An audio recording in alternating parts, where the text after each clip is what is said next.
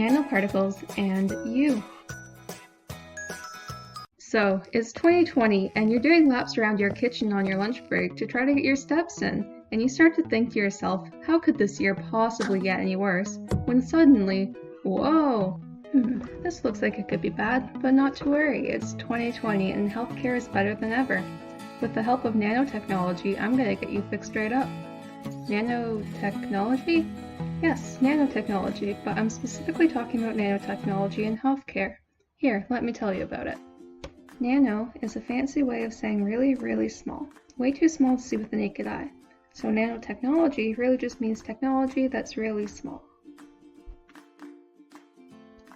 There are many ways that nanotechnology is being used in healthcare today, but what we are going to dig into is how nanotechnology can be used to give to you the medicine that you need to get better.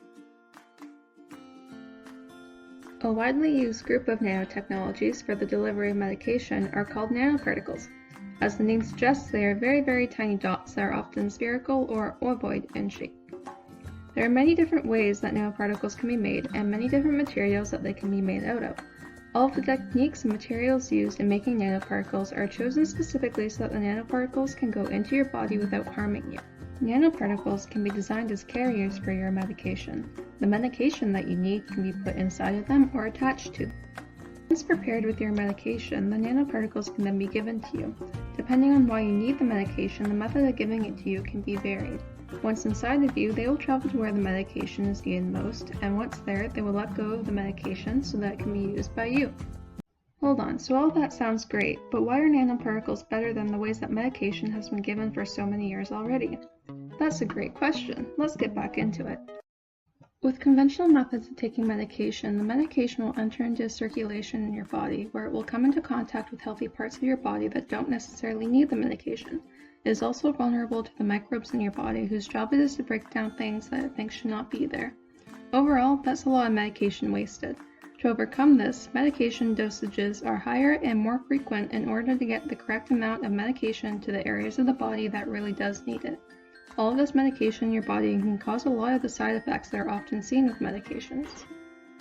The way that nanoparticles are created, they are made to protect the medication and deliver as much of it to the areas that need it as possible. This is done by making the nanoparticles so that they will not interact with the chemical and biological parts inside of you that would normally work to break down objects that your body sees as something that does not normally belong. And they are made so that they will only let go of the medication when they are told to let it go. This is usually by a change in the surrounding environment that is unique to the location that is being targeted, like a change in acidity, or they can be activated from outside of the body by things like ultrasound or temperature that are directed at the location that we are trying to get the medicine to. There are a few different ways that nanoparticles know that they are in the right area. They will take advantage of the unique properties that are found at the place that they are needed. Some have changes made to their surface, while others take advantage of their small size to find their way. So, because of all the advantages that using nanoparticles has to offer over conventional medicine delivery, there are many different problems that nanoparticles are being used to treat. For example, nanoparticles are used to deliver cancer-fighting medicines to the site of cancerous cells, or they're used for things as simple as delivering medicine to the location of inflammation to directly reduce swelling.